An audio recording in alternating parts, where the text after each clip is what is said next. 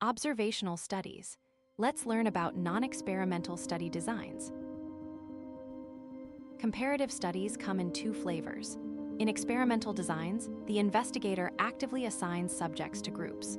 The researcher controls who is exposed and who is not. For example, in the Women's Health Initiative, subjects were randomly assigned to receive hormone replacement therapy or a placebo.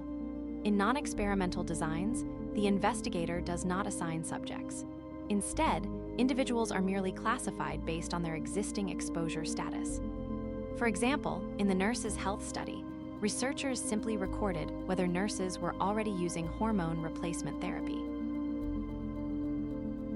A cohort study is a type of observational design. You start with a population and classify individuals as exposed or not exposed to a factor of interest. Then you follow both groups over time to see who develops the disease or outcome. By comparing outcomes between the exposed and unexposed groups, you can assess whether the exposure is associated with the disease. The Nurses' Health Study is a classic example of a cohort design. Case control studies work in the opposite direction. You start by identifying two groups, cases who have the disease and controls who do not. Then you look backward in time to compare their past exposures. By comparing exposure rates between cases and controls, you can assess whether the exposure is associated with the disease. This design is especially efficient for studying rare diseases.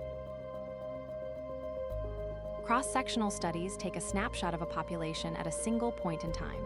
Imagine photographing a group of people right now. You measure both their exposure status and disease status simultaneously. Each individual is classified. Some may be exposed with disease, some exposed without disease, and so on. The key limitation is that because exposure and outcome are measured at the same time, you cannot establish a temporal sequence, making it hard to determine which came first. Let's compare the three main observational designs side by side. Cohort studies move forward in time from exposure to outcome. They're best for studying common exposures. Case control studies work backward, from outcome to exposure.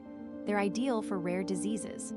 Cross-sectional studies capture a snapshot, measuring exposure and outcome at the same time.